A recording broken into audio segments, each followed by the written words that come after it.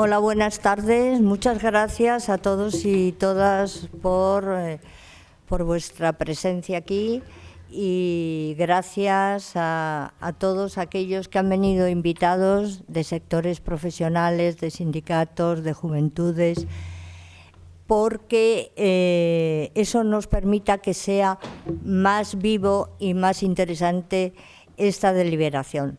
En hilo con lo que ha dicho nuestra secretaria general, Sara, lo que pretendemos, os hemos facilitado un documento que elaboramos hace unos meses alrededor de la última campaña electoral y que se ha quedado un poco desfasado en algunos aspectos. No vamos a hacer en absoluto lo que se denomina enmiendas o aportaciones a ese documento, sino lo que pretendemos es que aquí se debata, porque hay personas y profesionales que tienen muchas cosas que decir y que desde el Partido Socialista queremos escucharles y escucharlas.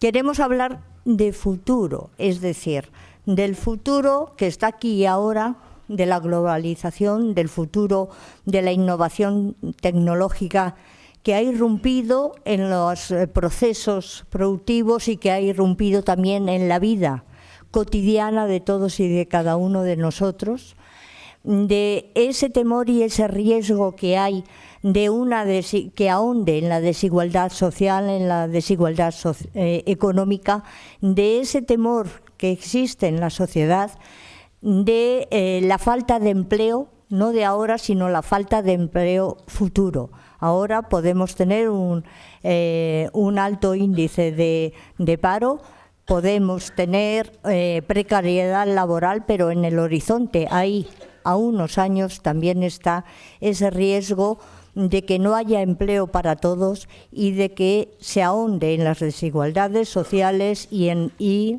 tengamos una nutrida pobreza en nuestro país. Desde esa perspectiva es lo que queremos que se hable, es decir, que entre todos y todas, primero os voy a explicar el formato que hemos ideado. Hay 4 ponentes. Hemos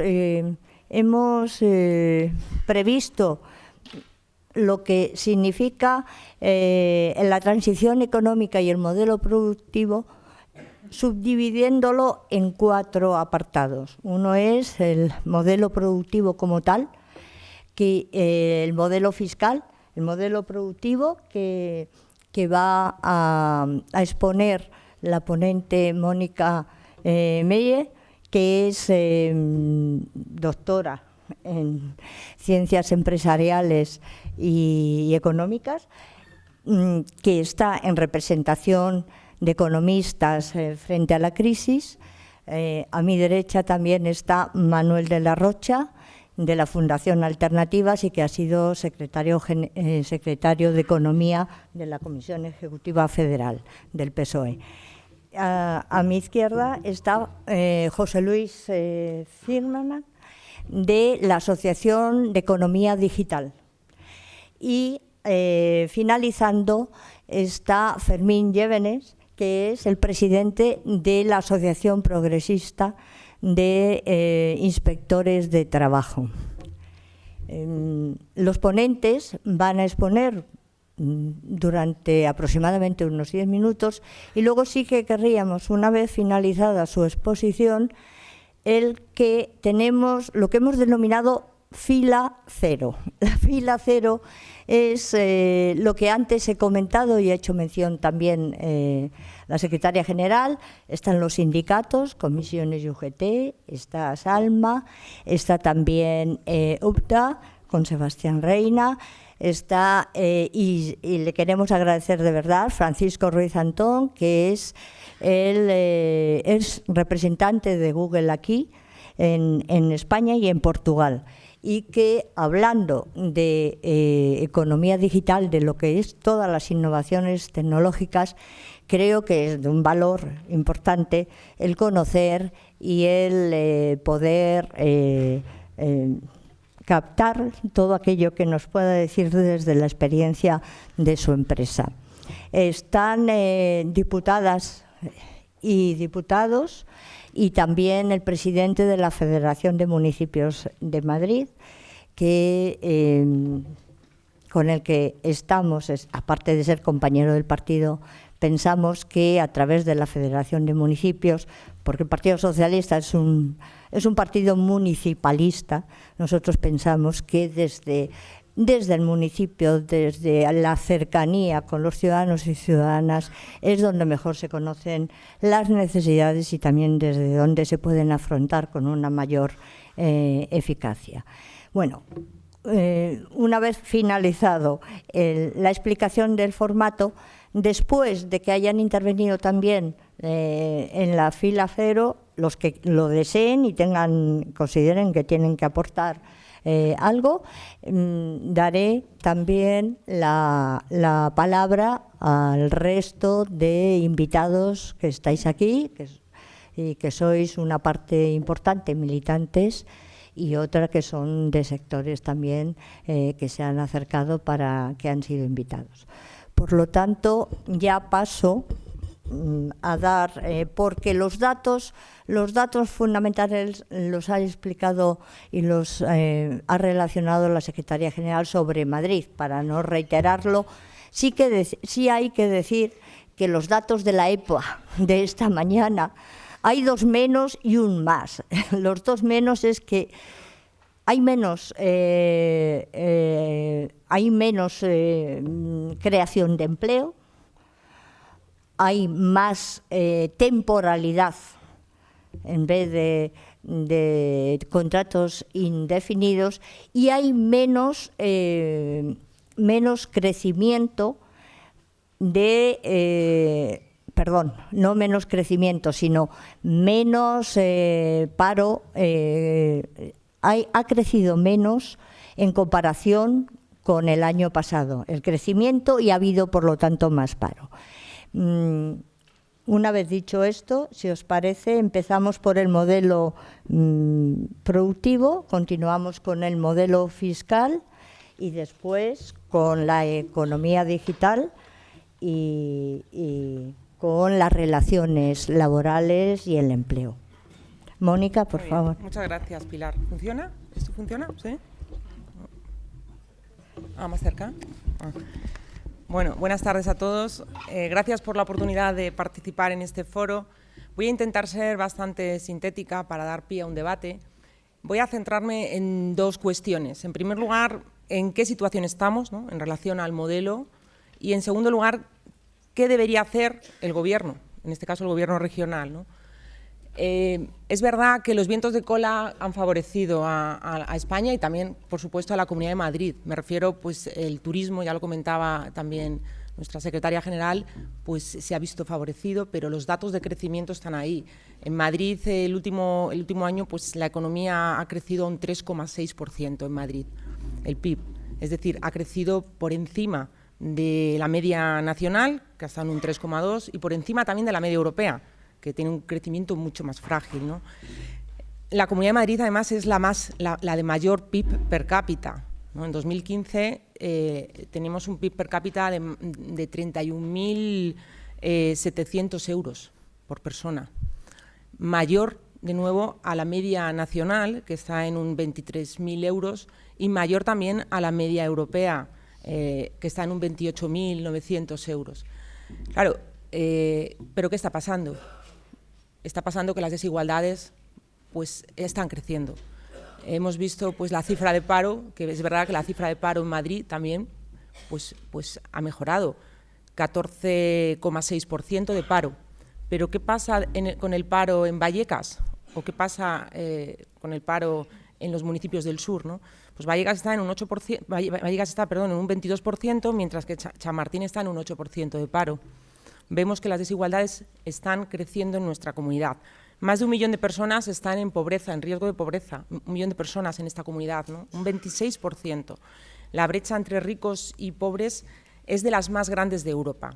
Estamos viendo cómo en la región se está enfrentando una polarización entre el norte y el sur, cada vez más separados. Más del 10% de las familias no pueden pagar la factura de la luz para encender la calefacción. Eso es un dato. Entonces, no podemos decir que todo va bien. Hay que corregir de alguna manera, ¿no? En segundo lugar, Madrid no aprovecha las potencialidades, ¿no? Madrid tiene muchas ventajas. Es la capital de España, pero además, a efectos de turismo, tiene un potencial turístico increíble. Tiene unas infraestructuras también muy potentes que no está aprovechando de la manera que debería, ¿no? Y es importante darnos cuenta que el modelo de crecimiento pues, no está siendo un modelo de crecimiento integrador o socialmente sostenible por estos datos que he puesto de manifiesto, y por lo tanto tendríamos que trabajar hacia un modelo de estas características, es decir, que sea sostenible socialmente, por supuesto también sostenible medioambientalmente, y luego también yo diría, como nos decía muy bien la Estrategia Europea 2020, pensada para el año 2020, que yo me pregunto, ¿dónde quedó esa estrategia, ¿no? Un crecimiento inteligente, ¿no? La revolución tecnológica, la revolución 4.0 ha venido para quedarse, que eso también va a poner de manifiesto otro problema de si hay empleo para todos, ¿no? Y va a derivar en, a lo mejor, una renta básica, porque de alguna manera hay que dar salida a más de la mitad de los parados que son de larga duración y que a lo mejor tienen difícil esa recualificación y esa reinserción en el mercado laboral. Pero hay que pensar en qué modelo de crecimiento queremos. No vale con crecer, no vale con que crezca el PIB. Esto no mide realmente el desarrollo. ¿Qué modelo de crecimiento queremos? Y ahí es donde los socialistas yo creo que tenemos que proponer un modelo de crecimiento que mejore la vida de los ciudadanos y que genere empleo y empleo de calidad. Tenemos que ser ambiciosos en querer un empleo de calidad y, por supuesto, que mida otras cuestiones. Por eso a mí me gustan otros indicadores que ya Naciones Unidas propuso, alternativos al crecimiento del PIB, como es el indicador de desarrollo humano, que ya lo propuso en el año 1990, ¿no? Porque, claro, desde que se inició la crisis, los suicidios han aumentado un 20%, ¿eh? En Madrid, cada día se suicida una persona. Es un dato realmente espeluznante. Entonces, este indicador incorpora reducción de desigualdades, incorpora preservación del medio ambiente, incorpora la salud, incorpora la educación. Entonces, se trata de apostar por un modelo de crecimiento sostenido y sostenible social y medioambientalmente.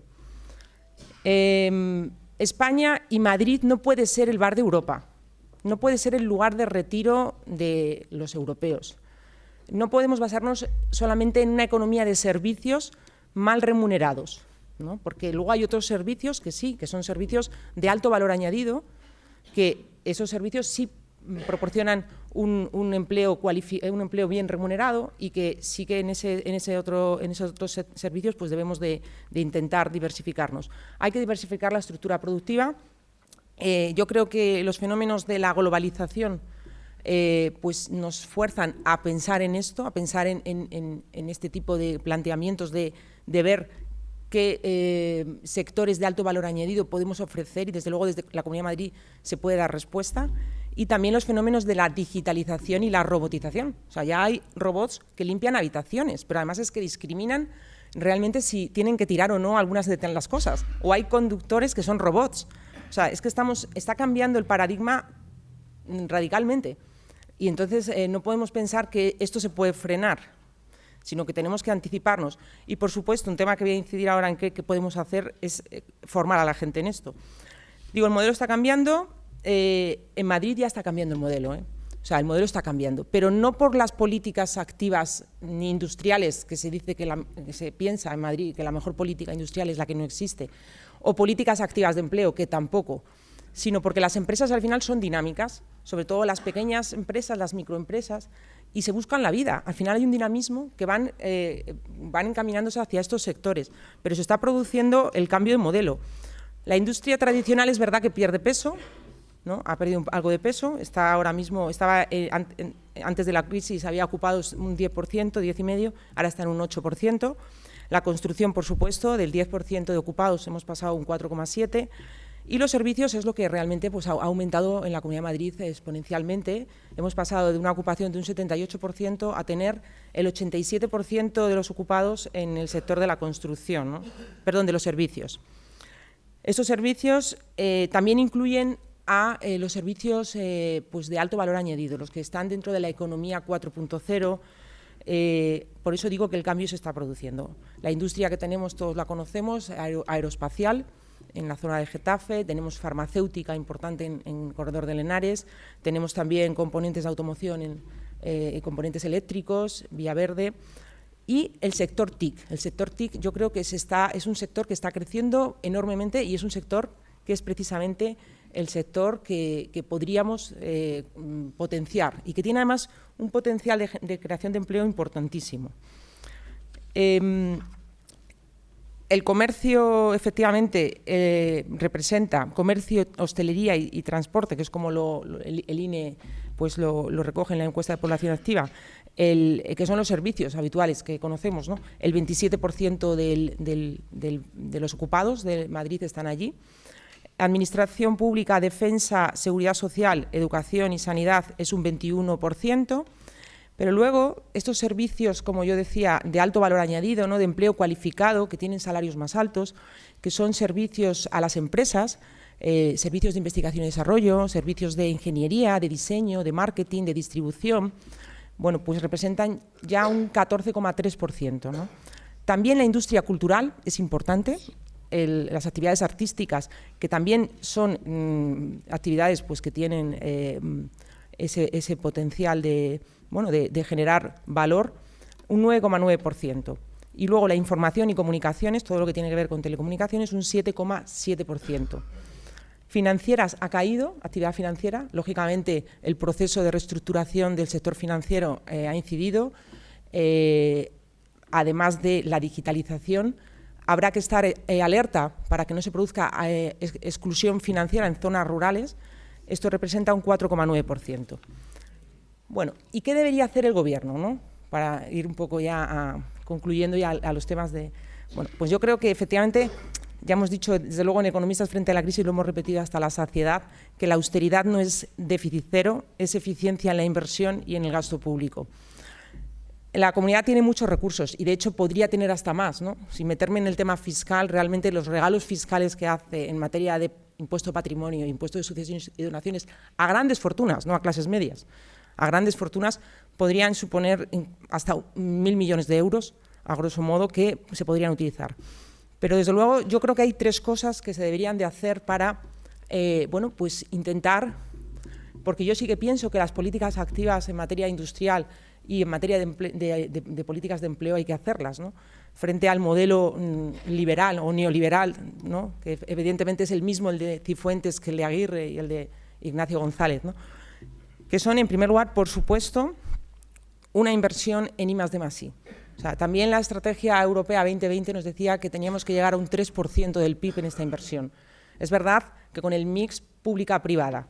Es cierto que en España la privada todavía es bastante menor que en la media europea. Aquí representa un 40% frente al 60% que representa en la media europea. Pero la pública se queda muy corta y en la Comunidad de Madrid es muy triste, siendo una comunidad rica, como tan solo se invierte un 1,6% del PIB en inversión, en investigación, en desarrollo y en innovación. Claro, esto realmente es no pensar en el futuro y no pensar en el modelo que queremos y en pensar que les da igual cualquier empleo, aunque sea precario, aunque sea temporal y aunque sea de bajos salarios, ¿no? Porque si no se apuesta por este tipo de inversiones, pues es muy difícil que dejemos de ser este bar de Europa y podamos ser pues competitivos en otro tipo de sectores, ¿no?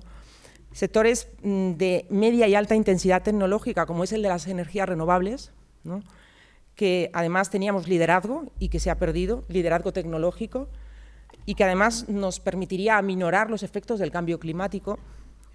También el sector de valorización de residuos, todo lo que tiene que ver con la gestión de residuos, también la gestión del agua. Ahí son sectores que requieren tecnología, esa puesta en inversión en tecnología y en investigación. Dentro de la economía verde, todo lo que es nuevas redes de transporte colectivo, también es un sector pues, que tiene esta alta intensidad tecnológica. Por supuesto, las tecnologías de la información y comunicaciones. Y el diseño, y yo diría también el sector aeronáutico, que ya están en la comunidad, pero que hay que seguir incidiendo en este tipo de sectores de alta intensidad tecnológica, el sector farmacéutico y los componentes de automoción. Aquí hace falta más inversión pública, claramente. También una inversión en infraestructuras, yo diría más de telecomunicaciones. No puede ser que en Japón y hasta en Corea el precio por la conectividad, por la misma conectividad, sea 20 veces inferior a la que tenemos aquí. O sea, no estamos al mismo nivel de conectividad ni de posible apuesta por esta revolución tecnológica que tenemos ya sobre la mesa. Se podría aprovechar el plan Juncker. Yo no sé la Comunidad de Madrid, ¿por qué no aprovecha los 300, que eran 315.000 millones ahora recientemente ampliados a 500.000 millones para proponer inversiones en esto, que estoy segura que serían aceptadas? Y, bueno, pues esta es una primera pata. La segunda, porque eran tres, es la inversión en educación y formación. Con más del 50% de parados de larga duración y con estas necesidades en torno a la economía digital, que es que va a alterar todos los sectores. O sea, no nos damos cuenta que los nativos digitales ya van a cambiar el paradigma de muchos sectores. Ya lo estamos viendo en el sector financiero. O sea, ya los jóvenes no van al banco, directamente lo hacen todo en el móvil. Es que no van a sacar ni dinero del cajero. Entonces, estas cuestiones va a requerir ahí mucha formación. O sea, yo creo que deberíamos de intentar pensar que invertir en educación es rentable y que hay que hacer políticas activas de empleo para evitar ese empleo precario, que digo que es el que deriva pues, precisamente de no estar bien cualificados, ¿no? Y finalmente, yo creo que el rescate financiero a la banca rescató a los bancos, pero el crédito realmente no ha fluido a los proyectos empresariales en las condiciones bueno, pues que hubieran sido deseables. Hay que intentar ver cómo financiar inversiones productivas y proyectos empresariales de emprendedores, apostar por la economía social, que también tiene un alto potencial para el emprendimiento, y ahí bueno, pues sigue haciendo falta en la Comunidad de Madrid algún impulso de crédito oficial público al estilo del Banco Europeo de Inversiones, al estilo del propio ICO a nivel estatal, que es posible, porque ya lo había una agencia financiera de la Comunidad de Madrid. Está Aval Madrid, que es una sociedad de garantía recíproca, que asegura, pero claro, vi los datos, 8.000 empresas. Claro, 8.000 empresas es como casi nada. Hay que, a partir de ahí, pues intentar procurar esta financiación que siga de palanca para desarrollar esas políticas, ¿no? Y estos proyectos empresariales, ¿no? Pero bueno, en definitiva, yo creo que tenemos que conseguir no perder este tren de la revolución industrial. Yo creo que la Comunidad de Madrid es cierto que al final el sector, las empresas son dinámicas, los emprendedores son dinámicos, los profesionales son dinámicos, inclusive estudiantes que terminan no saben qué hacer. Hay que revitalizar los parques tecnológicos, que también están muy abandonados, para que se inicien ahí startups, que se hace algo, pero debería de potenciarse más. O sea, se pueden hacer muchas cosas. Es cierto que al final surgen, pero no gracias al impulso y al estímulo, y es una pena. Y yo creo que esta vez ya ha demostrado que las regiones que hayan apostado y que apuesten por esa innovación, por esa digitalización, por esas comunicaciones, por esa capital humano de alta formación y tecnología, son las que van a tener mayor renta por habitante y son además pues las que van a sufrir menos estas desigualdades, aunque también hay que tener presente que habrá desigualdades y habrá que afrontarlas. Y ahí, bueno, no me quiero meter en los temas de economía digital ni de empleo, pero yo soy defensora de buscar una solución a la gente que no se pueda, a la gente que se quede descolgada, a la gente que se quede excluida. Y esto, bueno, el modelo a la larga puede dar esos frutos, pero a corto plazo, desde luego, habrá personas que sea difícil de incorporarlas en esto. Por lo tanto, soluciones como la de la renta básica son soluciones que hay que explorar porque no se pueden dejar fuera del sistema a personas, ¿no? que bueno, pues nosotros realmente debe estar por encima de todo, ¿no? Y nada más, gracias.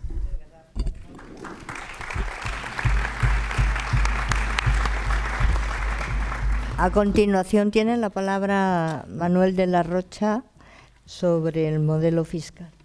Muy bien, muchas gracias.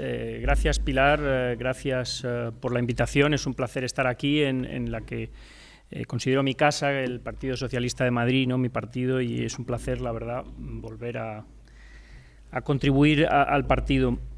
Voy a hablar del modelo fiscal y hablaré de Madrid, pero dejarme que dedique 3 o 4 minutos para explicar un poco cuál ha sido la evolución de las cuentas públicas en estos años de crisis, porque esto nos va a arrojar mucha luz sobre dónde estamos y hacia dónde debemos ir, ¿no? Como sabéis, en los últimos años España ha hecho un esfuerzo fiscal de ajuste fiscal, de reducción del déficit de 6,5 puntos, desde el 11% de déficit en 2009 en el entorno del 4,6 que habremos acabado el año pasado. Estamos hablando de cerca de 70.000 millones de euros de ajuste. Es un ajuste que no tiene parangón en la Unión Europea, además en un entorno de muy bajos inflación muy baja, lo cual es un esfuerzo aún mayor, ¿no? Por lo tanto, venimos de las cuentas, los españoles estamos exhaustos de este ajuste permanente, ¿no? Pese a todo y pese a este ajuste que se ha acelerado, como sabéis, en los años de Rajoy, la deuda pública se ha disparado y el legado de la crisis es una deuda pública del 100% del PIB, es decir, todo lo que producimos y tal, 100%, lo debemos. Además, en estos 4 últimos años en donde el ajuste se ha acelerado, la deuda pública ha aumentado aún mucho más. Cerca de 30 puntos de PIB, unos 300.000 millones de euros, es la fantástica gestión que nos deja el señor Rajoy. La pregunta, entonces, que como socialistas podríamos hacernos es ¿cómo se ha repartido el esfuerzo de déficit entre ingresos y gastos, ¿no? Porque al final la reducción del déficit es ajustar ingresos y gastos. Bueno, pues la respuesta es muy clara y muy evidente. Los ingresos públicos prácticamente se han mantenido igual en relación al PIB y todo el esfuerzo, todo el camino recorrido hasta ahora, prácticamente todo, se ha hecho sobre el gasto público. La segunda pregunta: ¿quién ha asumido, qué administraciones públicas han sido las que han asumido ese recorte ingente de gasto? Bueno, pues da la casualidad de que no se ha hecho de una forma simétrica o equilibrada. En los primeros años de la crisis, cuando estaba el gobierno de José Luis Rodríguez Zapatero, fue el Estado central, hasta el 2011, el que asumió el grueso del ajuste en el gasto público, ¿no? Reduciendo el déficit desde el menos 9,1% de la Administración central hasta el 2,6%. Sin embargo, desde finales del 2011 la consolidación fiscal se ha endurecido y han sido las comunidades autónomas las que han hecho el grueso de ese esfuerzo de recorte de gastos y han soportado en los últimos 4 años y pico, casi 5, 3,4 puntos de reducción de déficit sobre los 4,5% de la reducción total de todas las administraciones públicas. Es decir, 3,4 sobre 4,5 desde que prácticamente está Rajoy. Sabemos que este es un ajuste muy por encima en proporción a el peso sobre el gasto y el ingreso público de las administraciones, de las comunidades autónomas en el conjunto del Estado. Y esta asimetría lo que nos ha demostrado es un desequilibrio enorme en la forma que se ha hecho este ajuste, que se ha puesto sobre las comunidades autónomas, y las comunidades autónomas que tienen poca capacidad de elevar los ingresos lo han tenido que hacer sobre los gastos, y sabemos cuál es el 80% del gasto de las comunidades autónomas: educación, sanidad, servicios sociales. Es ahí donde ha sido el grueso del ajuste público, de la reducción del déficit de la que tanto presume el señor Rajoy y Montoro. Por tanto, pese a todo esto, nos encontramos que tenemos unas cuentas públicas que tienen como dice la AIREF, un déficit crónico estructural, calculado en torno al 2,5 punto del PIB. Es decir, tenemos un problema de nuestros ingresos no financian nuestros gastos. Entonces, la pregunta siguiente que yo hago es, bueno, tenemos un problema de desequilibrio, ¿es por falta de ingresos o es porque gastamos demasiado? Y ahí es interesante mirar un poco al panorama europeo para ver dónde estamos en esa comparativa, para saber dónde queremos ir. He traído aquí un gráfico que me parece interesante, que me pasaron el otro día. Bueno, se ve regular, pero aquí tenemos la presión fiscal, es decir, más hacia acá los puntos es más ingresos fiscales sobre PIB. Y esta es la renta per cápita. Bueno, vemos básicamente, no se ve muy bien, pero lo voy a intentar explicar, hay como dos grupos de países, uno aquí y otro aquí. Bueno, España está aquí, que es en el grupo que tiene presión fiscal más baja. Estos son países dentro de la Unión Europea y estos son países todos de la Unión Europea. Dices, bueno, España, que está más o menos aquí en el centro, y dices, bueno, pues no estamos tan mal. Sí, pero es que todos los países de referencia, que curiosamente son los que tienen la renta per cápita, porque como se puede ver, hay una correlación claramente creciente y positiva entre mayor renta per cápita, mayor presión fiscal, España en el grupo de cola con todos los países del este. Es decir, todos estos países son los Holanda, Alemania, Francia, Suecia, Dinamarca. España se encuentra en el grupo de los de Rumanía, Estonia, Polonia, Bulgaria, etc. No sé si eso es la liga en la que nos quiere meter el señor Rajoy y Montoro y allí están confortables. Desde luego, como socialdemócratas, no creo que estemos contentos y si lo que aspiramos es a un estado del bienestar parecido a los de estos países del norte y vemos que la renta per cápita tiene esa relación a los ingresos fiscales, es evidente que tenemos un problema de ingresos fiscales. Pero es que además, si vamos a hacer la comparativa de números, lo que nos damos cuenta es que no tenemos un problema de excesivo gasto público, mucho menos después de todos estos recortes. Al revés, estamos cerca de 5 puntos por debajo de la media de la zona euro en cuanto al gasto público sobre PIB. El problema lo tenemos en los ingresos. Tenemos una brecha enorme de los ingresos comparados con el resto de la Unión Europea, pero aún más de los países del euro que son los más ricos. Pero es que lo que es peor es que desde que gobierna el señor Rajoy esa brecha de ingresos no ha dejado de aumentar. Es decir, mientras nosotros hemos congelado nuestros ingresos públicos, el resto de países ha avanzado y ya estamos 8 puntos de diferencia con respecto a la zona euro. Es decir, aquí hay un primer mensaje que quiero mandar y es, tenemos una insuficiencia de ingresos públicos, por mucho que la derecha nos intente machacar. El otro día fui a un programa de derecha de 13TV y me hablaban, España es un infierno fiscal. Le decía, pues mire usted, no es así, no es así. Lo será para la clase media trabajadora, que ya soporta bastante, pero la realidad es que en España nos faltan ingresos. ¿Dónde estamos ahora y a dónde vamos? Bueno, tenemos que reducir, pese a todo este esfuerzo, aún este año y el año que viene, aún más el déficit público. Hay unos acuerdos de la Unión Europea que creo que debemos cumplir para reducir por debajo del 3% el déficit público, lo que nos sacaría de este procedimiento de que estamos incumpliendo, y parece que el Gobierno, más o menos con una serie de parches fiscales que ha tomado, algunos más correctos, otros menos, pero en el fondo enjuagues contables y parches fiscales, puede que nos acerquemos a ello, a cumplir con ese déficit.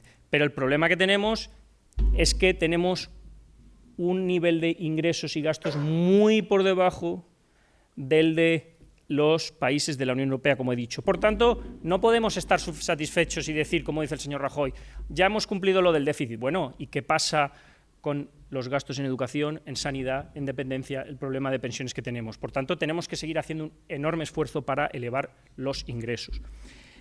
Diré, a partir de ahí tenemos que mirar el modelo fiscal, evidentemente. ¿Cuáles son algunas de las características de nuestro modelo fiscal, aparte de que recauda muy poco en relación a el de los países más avanzados? Y además recaudamos menos en todas las figuras tributarias. No es que haya alguna que estemos en todas, en algunos más alejados que en todos, pero en general estamos por debajo. Por tanto, tenemos un problema de suficiencia, tenemos un problema de volatilidad. Cuando llegan las crisis los ingresos se desploman, luego ahí hay un problema de nuestro modelo fiscal. Tenemos un problema de progresividad y justicia social.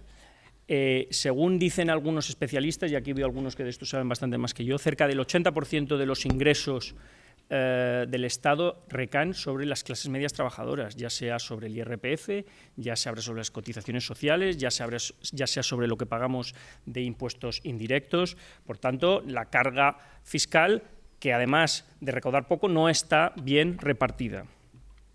Tenemos además un problema de eficiencia y complejidad del sistema, donde hay unos tipos nominales muy elevados, pero luego toda una maraña de deducciones y bonificaciones, en Madrid además son expertos en eso, que suman en el total del Estado 38.000 millones, la friolera de 38.000 millones, lo que se podría hacer con eso, y que además en general esas deducciones y bonificaciones fiscales son bien aprovechadas por las A, grandes empresas y B, familias de rentas más altas, que hace que su fiscalidad efectiva, la tributación real que están pagando, sea mucho menor que lo que dice en realidad los tramos del IRPF.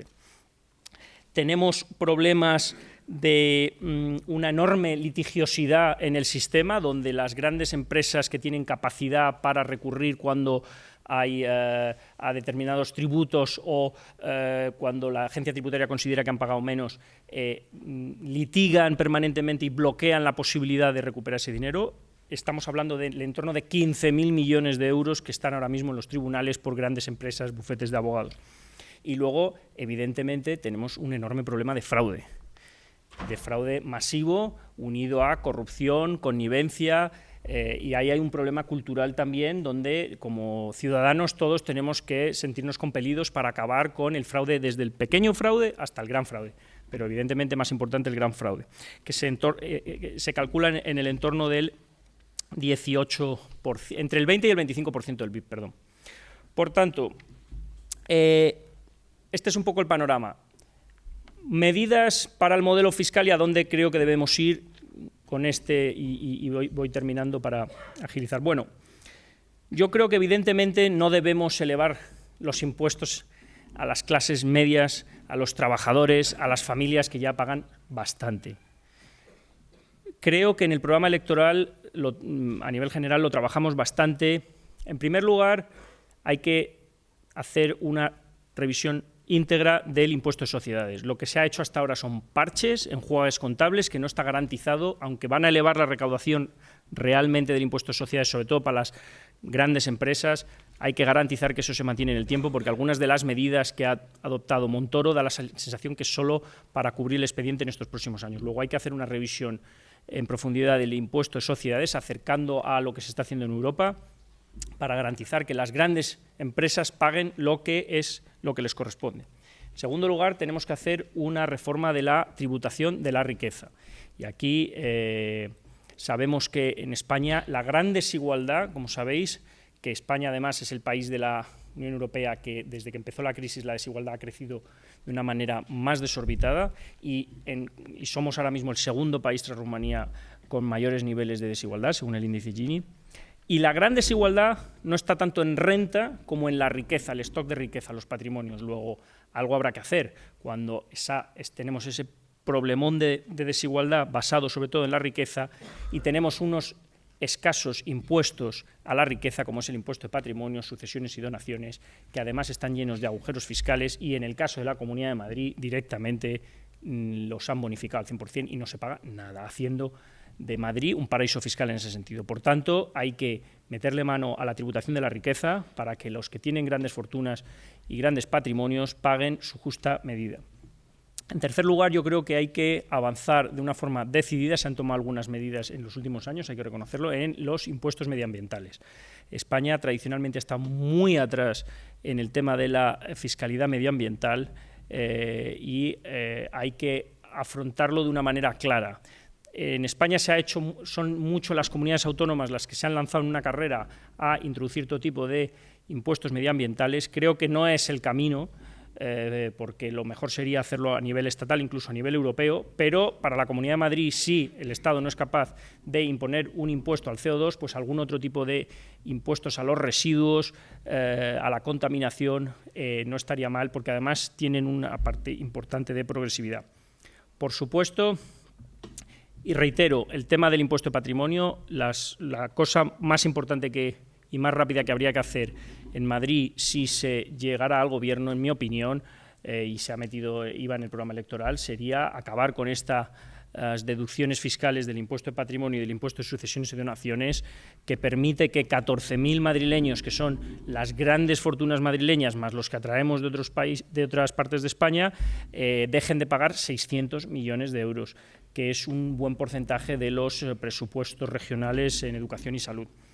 Por supuesto, hay que avanzar claramente en la lucha contra el fraude. En el programa electoral, fijaros, llevamos un programa contra la lucha contra el fraude fiscal que trabajamos con un grupo de inspectores que colaboran con el partido, de 65 medidas muy potentes, incluido, por supuesto, aumentar el número de inspectores por habitante, que es de los más bajos, el ratio de los con los niveles de fraude más elevados tenemos el número de inspectores más bajos, darle mayor autonomía, con un estatuto de la agencia tributaria, mayor capacidad para perseguir el fraude e independencia.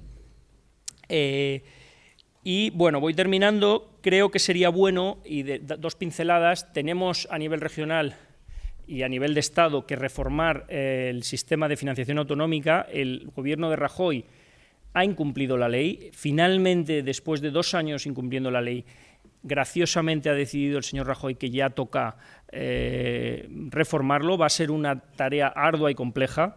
Madrid sabéis que es comunidad, porque somos la comunidad autónoma de las más ricas y no la más rica, no por las políticas del Partido Popular, sino que siempre Madrid ha sido la comunidad autónoma más rica, porque aquí están las grandes empresas, porque aquí está la Administración Central del Estado. Por tanto, Madrid va a ser de las que más contribuyen a las arcas comunes, pero es porque son los ciudadanos los que contribuyen.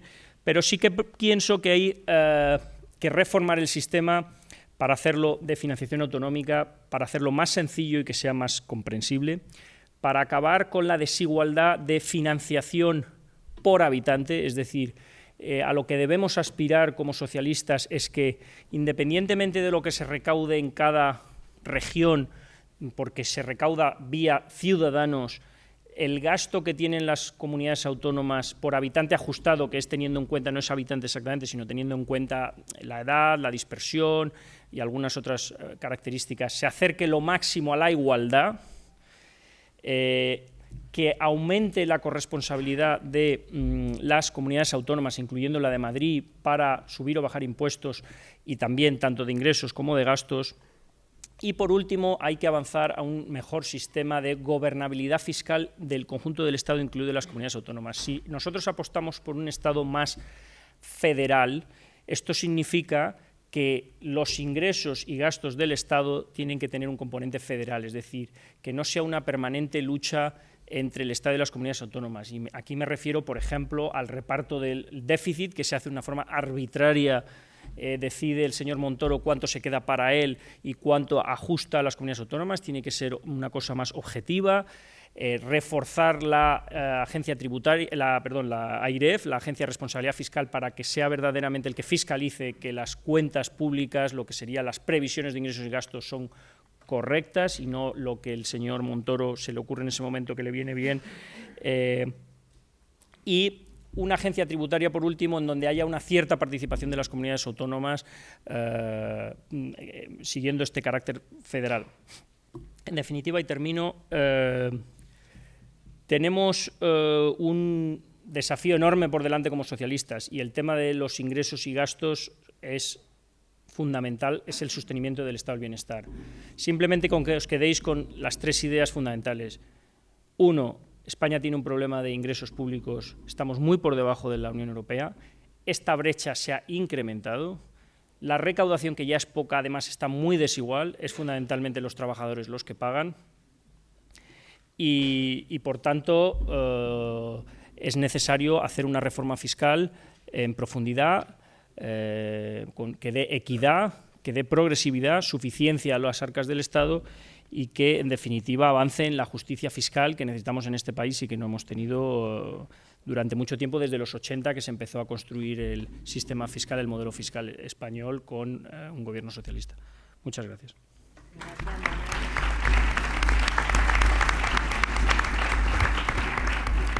A continuación, le paso la palabra a José Luis Zimmermann, que es de la Asociación Española de Economía Digital. Correcto. No sé si tengo que... ¿Está? No. No se me oye, ¿no? ¿Sí? No. Sí. ¿Sí? ¿Está encendido? No, no. ¿Cómo se enciende esto? Este sí, sí. Bueno, pues muchísimas gracias por invitarme. Efectivamente, soy el director general de la Asociación Española de Economía Digital. Para que se haga una idea, es una asociación que reúne a unas 540 compañías, 540 compañías muy heterogéneas, cuyo denominador común es que, bueno, operan en el ámbito digital de una u otra manera para crear valor, ¿no? Para hacer negocios, para generar empleo. En esta asociación conviven y convergen empresas que han nacido directamente en el entorno online, empresas además que han nacido fuera de España, empresas que operan y han operado toda la vida en un entorno, pues podemos llamar físico, y no me gusta esta expresión, y que ahora están en este proceso de transformación. Empresas grandes, empresas pequeñas, empresas, insisto, de todo tipo. Somos una asociación pues, que hemos crecido relativamente rápido durante los últimos años. Al mismo tiempo también dirijo otro colectivo de empresas, en este caso de unas 2.000, que se agrupan bajo un sello de confianza en Internet, de confianza online. Esto nos da, y particularmente a mí me gusta siempre decir que me ha dado una visión pues, privilegiada sobre todo lo que ha ocurrido, lo que está ocurriendo en el ámbito empresarial, pues podemos decir los últimos 8 años, ¿no? Que es desde que yo tengo el privilegio de dirigir la asociación. A mí se me han olvidado las notas que tenía preparadas, con lo cual os van a escuchar un discurso que es un poquito menos coherente de lo que quisiera, ¿no? Pero yo vengo aquí fundamentalmente a alertar. Vengo aquí fundamentalmente a dar un discurso, a dar un mensaje que sinceramente no me gustaría dar, ¿no? Se ha comentado aquí, estamos en una época de cambios, una época de cambio, una época pues, de revolución, fundamentalmente, y obviamente aquí creo que a nadie se le escapa, y si se le escapa a alguien, desde luego tiene un problema, basado en la tecnología, sobre todo en estos últimos 5 años, pues estamos asistiendo a una auténtica revolución en cuanto a modelos de negocio, en cuanto a posibilidades que está ofreciendo el ámbito digital, y todos nosotros, yo creo que sin lugar a ninguna duda, pues somos usuarios, somos testigos de esto, además de una manera muy directa, como ciudadanos y como usuarios, ¿no? Y digo que mi discurso pues es un poco de alerta, porque lamentablemente no podemos decir que España esté haciendo los deberes, ¿no? En todo esto. Y creo que también se ha comentado por aquí, uno de los problemas que tenemos en España, hablo en términos de actividad económica, de empresarial, es la productividad. Yo creo que también se ha manifestado aquí. Hay una relación directa entre productividad, crecimiento productivo bruto, generación de empleo, creo que es bastante simple, y también hay una relación directa. Además es que no dejamos de leer fuentes, no dejamos de recibir fuentes que atestiguan y argumentan esto, entre digitalización y productividad. La manera que estamos teniendo de afrontar la digitalización en Europa, pues bueno, digamos que podríamos resumirlo en tres pivotes, ¿no? Hay una parte fundamental que sería la inversión, que también se ha comentado aquí, I+D, participación de las empresas, participación de la iniciativa privada en todo lo que es el impulso de la inversión, compra innovadora, por ejemplo, algo que en España pues falta todavía mucho por hacer. La otra pata sería capacitación, sería formación, sería educación, y ahora me detendré un poco en esto. Y la otra, que me gusta decir, y lo decía porque es lo que me toca a mí, es la regulación. Vivimos en una situación regulatoria en el entorno digital pues bastante peculiar, que luego desarrollaré, y que desde mi punto de vista, desde el punto de vista de la asociación, es uno de los grandes frenos que estamos viviendo en Europa para que todo esto se desarrolle correctamente, ¿no? En cuanto a innovación, en cuanto a inversión, disculpad, se ha comentado aquí, pues bueno, hay un objetivo, yo siempre este objetivo del 3% del Producto Interior Bruto en I+D, que seguimos incumpliendo, que es básico. Yo creo que también igualmente a nadie se le escapa, ojalá fuese más que el 3%, pero desde luego los países de nuestro entorno y los países que lideran pues la economía a nivel mundial pues pueden presentar cifras muy superiores a estas. Estamos por debajo además de la media de la Unión Europea en este sentido, pero esto es un problema que hay que abordar, y creo que todo el mundo y en todas las circunstancias estamos de acuerdo. El gran problema que tenemos, uno de los grandes problemas que tenemos el día, es la productividad. Tenemos un país pues con una enorme cantidad de pymes raquíticas. O sea, el gran problema que tenemos es el raquitismo de la pyme en España. Una pyme que hay que digitalizar, una pyme que hay que lanzar a los mercados internacionales, y que, pues es lo que comento, que es demasiado pequeña como para afrontar en muchos casos estas circunstancias. Por lo cual, es uno de los elementos donde deberíamos atacar, es uno de los elementos que deberíamos abordar. Pero el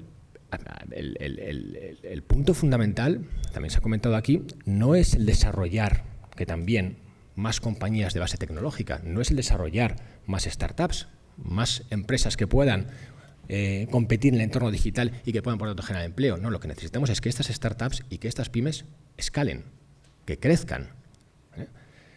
Si estamos dotando de recursos, estamos dedicando subvenciones, dedicando inversión pública a la creación de startups, derivando fondos públicos, promoviendo la inversión privada, pero luego tenemos una regulación que impide, porque esto hay que decirlo bien claro, que impide crecer en España, estamos haciendo un pan con unas tortas, ¿no?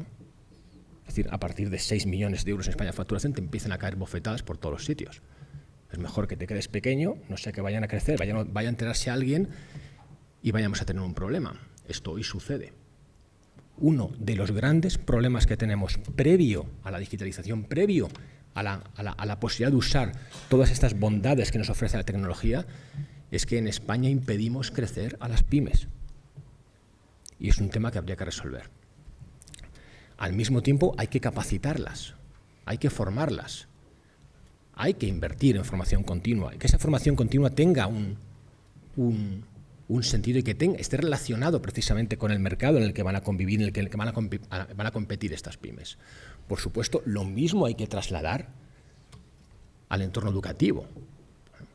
No es de recibo, y perdóname que no soy muy políticamente correcto, no es de recibo que ya hemos asumido 7 reformas educativas, ¿no? en otras tantas legislaturas, ¿no? Oye, la educación no es un tema que hay que mantener ideologizado todo el tiempo, ¿no? Vamos, yo lo considero así. Estamos precisamente aún más con más riesgo que antes porque el entorno es muy cambiante. No sabemos lo que nos vamos a enfrentar dentro de 10 años, no sabemos qué tipo de figura va a prestar servicios, si va a ser un robot o vamos a ser nosotros, y tenemos que preparar a la gente para que esto sea así, para que se puedan adaptar a esto. No podemos estar jugando con un componente ideológico vinculado a la educación. Es que estamos jugando con el futuro de nuestros hijos. Y esto yo creo que es una realidad. O sea, es que nadie se nos escapa. Es que en 5 años yo personalmente he visto cambiar esto a un ritmo enorme. Y hay que despertar. Y luego, por supuesto, decía que la tercera pata, la regulación. Por el amor de Dios, si hoy, montar un negocio digital, hacerlo crecer y desarrollarlo, prácticamente merece una orden al mérito, no sé si llamarlo mérito mercantil online o algo así. ¿Cómo es posible? Aquí poco podemos hacer, al fin y al cabo, porque también tenemos obviamente una regulación supranacional. Pero, hombre, estamos buscando de alguna manera que Europa pueda competir con otros mercados, pueda competir con el mercado anglosajón, con el mercado chino, que básicamente de lo que se han aprovechado es de unas condiciones de mercado pues bastante homogéneas, de mercados muy grandes y de una capacidad de las empresas para innovar que les ha puesto en primera línea. Necesitamos crear este entorno también en Europa, ¿no? Hay una iniciativa dentro de la Comisión Europea, el Digital Single Market, que un poco va en esta línea, ¿no? El mercado único digital. Oye, vamos a aprovechar este potencial que tiene el mercado europeo, estos 500 millones de ciudadanos, de internautas, con una enorme capacidad como ciudadanos, porque la tenemos en Europa, de asimilar las nuevas tecnologías. Vamos a aprovechar todo esto para que las pymes, para que las empresas europeas puedan crecer y puedan escalar, ¿no? Vamos a romper las barreras de los países para poder hacer esto. Y al mismo tiempo en España pues tenemos un mercado fragmentado. Esto tengo que decirlo aquí. Tenemos un mercado, tenemos diferentes competencias transferidas que afectan posiblemente, que afectan de manera notable a todo lo que tiene que ver con la economía digital. Transporte, movilidad, consumo también en alguno de los casos. Hay que hacer una reflexión, creo que esto es lo que nosotros planteamos, hay que hacer una reflexión para poner lo digital en el centro de la estrategia de país. El entorno digital, Internet, no es un sector, no existe como tal. O sea, no es, el sector TIC es una cosa y podemos llamar lo que es el negocio digital es otra diferente. lo digital es un elemento de transformación y hay que tratarlo como tal. No es un sector. Afecta a la sanidad, afecta a la industria, afecta a los servicios, afecta al turismo, afecta a la educación, afecta a la administración pública, afecta absolutamente a cualquier actividad económica del país, o no económica, no sé si hay alguna de este tipo. Pues hay que tratarlo como tal. Y tenemos una oportunidad, pero lo que nosotros echamos en falta como asociación es esta visión. Esta visión. Oye, es que no se trata de poner esto en el centro. Es que sin digitalizar no vamos a alcanzar este objetivo de ser más productivos y, por lo tanto, no vamos a alcanzar estos objetivos de crecimiento del Producto Interior Bruto y de generación de empleo. Aquí vamos un poco hacia atrás. Estamos, de alguna manera, demonizando en algunos casos a compañías, ¿no?, que han demostrado que están innovando y que están dominando mercados y que están transformando mercados. Lo que necesitamos es tomar esto como espejo, no tomar esto como una amenaza, sino, oye, queremos que en España haya empresas que puedan competir a estos niveles. Queremos que en Europa haya empresas que puedan competir a estos niveles. Y esto exige que haya pues, a nivel político una conciencia de lo importante que es esto, ¿no? A mí, bueno, pues obviamente soy parte, ¿no? Yo pertenezco a este entorno, pero vuelvo un poquito a la presentación inicial de lo que es nuestra asociación. Nosotros no somos un sector, no somos un vertical de una actividad. Nosotros somos una asociación transversal que muy posiblemente, ojalá, dentro de 5, incluso menos, pues deje de existir, ¿no? Porque nadie hablará de economía digital, hablará de economía, ¿no?, que es de lo que se trata. Aquí estamos hablando de transformación, no de transformación digital. Y es algo que nos compete a todos, compete a los ciudadanos, compete a las empresas y compete a la administración pública. Pero esto hay que colocarlo, insisto, en el centro de cualquier iniciativa, no sé, política, ¿no? Cualquier programa tiene que tener el entorno digital impregnado en todas y cada una de las propuestas que desarrolle, ¿no? Porque es que no hay. Ahora mismo, perdonad que os vuelvo a insistir, no hay nada, ¿no?, que hagamos en nuestro día a día, bueno, hay muchas cosas, pero que deje de estar vinculado con esto que comento en el entorno digital. Nosotros vivimos todos los días ahora con la controversia natural y normal, y lo tengo que decir claramente, de las plataformas, por ejemplo, de movilidad, de las compañías que prestan y que van a prestar servicios de movilidad, de las compañías que prestan servicios de alojamientos turísticos. Todas estas plataformas que solamente vosotros conocéis, pues están en la asociación. No se nos escapa que vivimos en un entorno de fricción, en el que hay una actividad, bueno, que se prestaba de una manera y ahora vienen otros a prestarla de manera diferente. Bien, pero el debate, como se ha dicho en más de una ocasión a nivel de Comisión Europea, a nivel de otras instituciones, no es prohibir, no es eliminar todo esto del horizonte, no, es que esto de una manera u otra va a venir. Si es porque va a prestarse el servicio público de taxi a través de una aplicación o si lo va a prestar directamente un coche autónomo sin que nadie lo conduzca, ¿no? Esto está por venir. Y esta reflexión, y este es el debate que tenemos que tener. Y tenemos que regular y tenemos que legislar de acuerdo a este futuro que tenemos encima, ¿no? No ir poniendo parches, que al final es lo que estamos haciendo aquí. Creo que me he extendido un poco más de lo que pensaba. Disculpadme porque, insisto, tenía otras notas preparadas, pero yo creo que así dejamos espacio para el debate y podemos discutir más adelante. Gracias.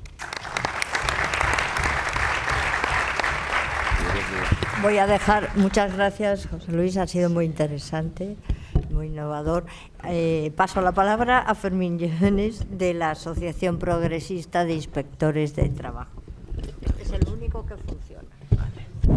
Este también, ¿eh? Ah, ese funciona. Bueno, ya lo hemos cambiado. Buenas noches. Que si te lo acercas más, mejor. Buenas noches. Muchísimas gracias al PSOE madrileño por la invitación que ha hecho a UPyD para que, siguiendo la idea de Reyes, pues tratar de hablarles desde nuestra experiencia como inspectores de trabajo de qué está sucediendo en las relaciones laborales y qué se podría hacer frente a lo que está sucediendo en las relaciones laborales. Verán, no quiero contarles mi historia, pero mi historia, el atrevimiento al hablarles a ustedes se basa en mi experiencia. Y mi experiencia se inicia como inspector de trabajo en febrero del año 94. Junto con otros compañeros, evidentemente, todos los inspectores de trabajo visitamos aproximadamente 300 empresas al año de distintos sectores, incluida la economía digital. 300 empresas, 300 centros de trabajo al año. Eso multiplíquenlo por los años que transcurren entre el año 94 al año 2017. Pues bien, en toda esta vida laboral como inspector de trabajo, jamás he visto la situación laboral en la que estamos. Jamás. Es increíble. Yo no doy crédito aún. Estamos viendo pobreza, estamos viendo indignidad, estamos viendo a trabajadores que prestan servicios a cualquier precio. Es increíble que cuando comenzamos a estudiar la oposición había un tema que trataba del salario mínimo interprofesional. Era muy sencillo y yo me aprendí la definición de Alonso Lea de memoria. Decía que era suelo de contratación por debajo del cual es ilícito trabajar para otro. Bien, pues eso lo veo día a día. Estoy viendo día a día cómo la gente está trabajando por debajo del salario mínimo interprofesional. Día a día, en distintos sectores. Lo he visto en las camareras de pisos, lo he visto en la logística y lo he visto principalmente en el sector de la hostelería. Día a día. Es increíble. El salario mínimo al que nunca le prestábamos atención los inspectores de trabajo, resulta que ahora es un instrumento básico para entender que al menos se respete en él la prestación de servicios. Estamos inundados por empresas de servicios, empresas llamadas de servicios, que han sustituido a las empresas de trabajo temporal. ¿Saben por qué? Porque las empresas de trabajo temporal están obligadas a pagar el salario que perciben los trabajadores de las empresas a las que destinan a esos trabajadores, a esas empresas cesionarias. Como están obligadas legalmente a ello, pues empiezan a crear empresas de servicios. Y estas empresas de servicios se dedican al antiguo oficio del manijero. Yo creía que el oficio del manijero había desaparecido con la llamada agricultura pues arcaica, pero al parecer está de moda entre nosotros. Hay muchos manijeros. ¿Y cómo se hace este oficio de manijero? Pues se lo voy a contar, es muy sencillo. Estas empresas de servicios, erradicadas en cualquier provincia de España, principalmente y desgraciadamente en Madrid, llegan a la conclusión, o les da un ataque de sindicalismo, promueven elecciones sindicales en las oficinas de esas compañías, donde prestan servicios 7 administrativos, efectúan un censo electoral de 7 trabajadores y en base a esos 7 trabajadores, uno de ellos es el elegido como representante legal de los trabajadores. Al día siguiente, y tras arduas negociaciones entre el empresario y ese pretendido representante legal de los trabajadores, se firma un convenio de empresa. Y ese convenio de empresa se aplica a los restantes 300 trabajadores de la empresa, que al parecer no son demasiado listos y no se enteran de que se han celebrado unas elecciones sindicales. Esto es lo que está ocurriendo. Ustedes dirán, ¿pero eso está permitido? Bien, esa es la gran paradoja de la reforma laboral que ha llevado a efecto el PP. La gran paradoja es el éxito que ha obtenido en la creencia entre todos nosotros de que todo está permitido. Y todo no está permitido, no lo está.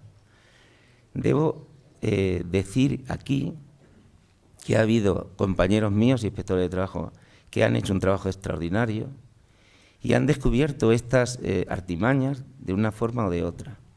Las han elevado, las han hecho públicas. Ha habido sindicatos que lo han llevado, que han tenido también la decencia de llevarlos ante la jurisdicción correspondiente y han empezado a anular esos convenios. Por lo tanto, no todo está permitido. No todo está permitido. Yo sé que me dirijo aquí a un público fácil, porque ustedes creo que están convencidos de lo que estoy diciendo. Hace unos días tuve la ocasión de hablar a un foro de empresarios y directores de recursos humanos. En esa ocasión trataba de convencerlos del principio general del derecho, que establece la ecuanimidad y la igualdad en las relaciones jurídicas entre empresarios y trabajadores. Y les decía que de la misma manera que un empresario, cuando paga el salario, tiene constancia absoluta de que ha entregado el salario a través de la transferencia bancaria o del recibo firmado, no ocurría lo mismo con el trabajador que prestaba el trabajo y con su tiempo de trabajo. Que cuál era la prueba que le quedaba al trabajador para demostrar cuántas horas había estado prestando trabajo en ese centro de trabajo. Y esto no es baladí, porque, por ejemplo, en la hostelería está la regla de las 3 situaciones. Se contrata al trabajador por 4 horas, dado de alta, se le pagan 8 y trabaja 12. Eso está ocurriendo realmente. Pero les decía que no todo estaba permitido a esos empresarios. Claro, no eran este tipo de empresarios, la mayoría de ellos estaban convencidos de que tenían que hacer las cosas bien, ¿no? Porque había habido un grupo de inspectores de trabajo que habían visitado su centro de trabajo y habían interpretado un artículo del estatuto que parece que pasa desapercibido, que es el artículo 35, que establece la necesidad de firmar un recibo, de extender un recibo sobre las horas extraordinarias realizadas. Y si existía esa obligación de ese recibo, eso implicaba, es una interpretación un poco rebuscada, implicaba que tenía que haber un registro de las horas trabajadas para saber si había horas extraordinarias, ¿no? Y en base a eso, esos inspectores practicaron esas actas de infracción y llegaron todas ellas a la Audiencia Nacional.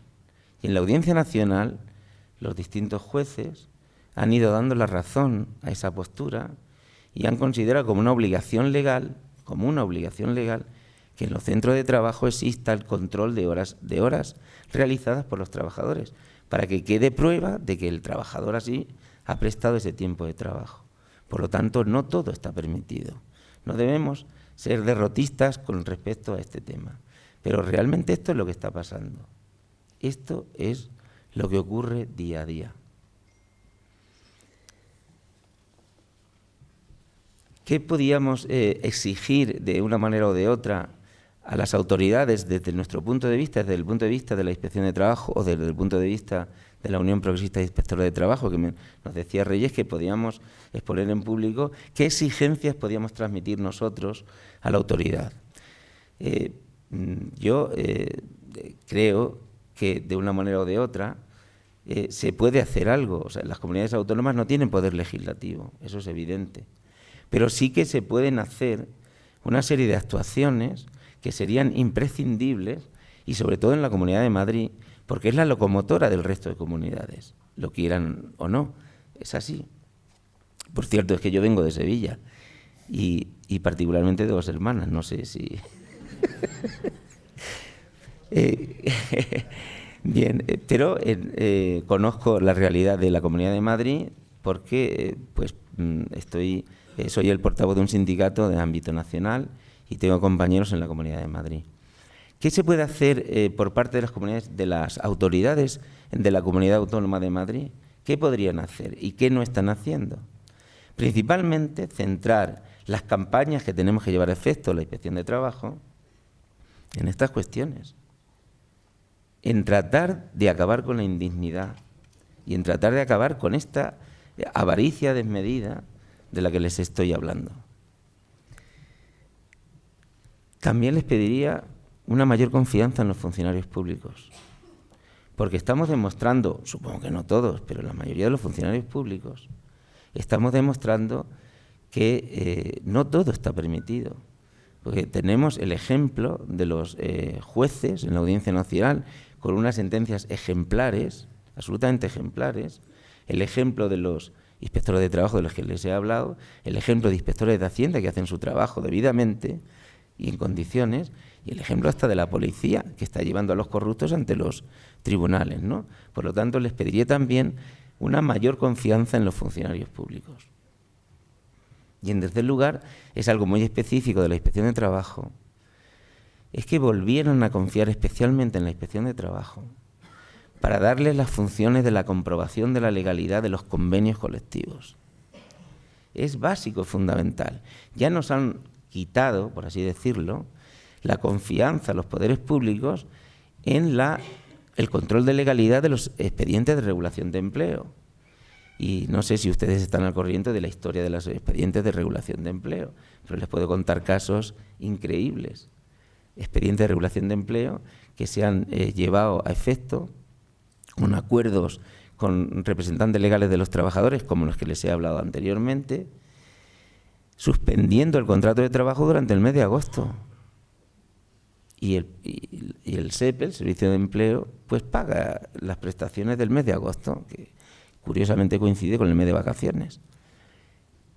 Ha habido inspectores de trabajo que han dicho que eso es un abuso del derecho y un fraude de ley, y se ha llevado a algún tribunal, a un juzgado de lo social, y a lo mejor el juzgado de lo social ha dado la razón a la empresa y lo ha considerado legal. Por lo tanto, se hace imprescindible esa confianza nuevamente en la Inspección de Trabajo, porque creo que estamos demostrando o hemos demostrado que la merecemos y que se nos debe exigir que cumplamos con la función social que se nos tiene encomendada. Lo que ocurre es que la principal arma para luchar contra todo esto que les estoy diciendo, contra esta realidad tan sangrante que les estoy exponiendo, no es tanto el dotar de mayor... Manuel de la Rocha decía que se incrementara el número de inspectores fiscales, y estoy de acuerdo con él, y también que se aumente el número de inspectores de trabajo, y también estoy de acuerdo. Pero principalmente, la manera de luchar contra todo esto es que, conociendo la naturaleza humana, no podemos fiarla a la buena voluntad de la gente. O sea, no podemos entrar en el adanismo y en la dicotomía de nosotros y ellos, o nosotros y la casta, creyendo que unos u otros van a hacer mejor labor que los anteriores. No, eso no es cierto. La única manera de acabar con esto, y de alguna manera les impelo a ello porque realmente confío en el ser humano y confío en que la izquierda vuelva a gobernar, de una manera o de otra, la manera de luchar contra esto es dotarnos de unas leyes justas que se puedan aplicar con reglas claras y concisas. Porque les hablaba de la cuestión de la interpretación que se hacía de ese artículo 35 del Estatuto, esa interpretación tan rebuscada para llegar a tratar de dotar de equivalencia a la relación laboral entre el trabajador y la empresa, para establecer esa obligación del control de la jornada. Ya es hora de que haya un artículo, una ley, que establezca la obligación legal de ello, que lo diga taxativamente y sin ambigüedades. Y por lo tanto, esa es la mejor manera de combatir esta historia. También la mejor manera de combatir esta pobreza a la que estamos asistiendo día a día será dotar de unas leyes más justas que impidan que un trabajador que presta servicio en un centro de trabajo gane, por ejemplo, 1.800 euros en una empresa de logística, y les estoy hablando de un caso concreto, visitado recientemente, 1.800 euros en la empresa de logística, y en cambio en la empresa de servicios, que ocupa la otra mitad de la nave y que hace un trabajo aún más penoso que el del trabajador de la empresa titular, gane 1.000 euros. La diferencia entre ciudadanos, entre ricos y pobres, y eso sí que no lo perdono, personalmente no lo perdono, es que se está fomentando la diferencia entre la propia clase trabajadora. Y esto sí que es muy grave, es gravísimo. Y esa diferencia se debe atajar, vuelvo a insistir, con leyes justas. Vuelvo a hacer mención a esa idea que tengo de esa confianza de que la izquierda vuelva a gobernar, porque si la izquierda vuelve a gobernar, nosotros desde UPyD le exigiremos esas leyes y lo haremos en voz muy alta. Muchas gracias.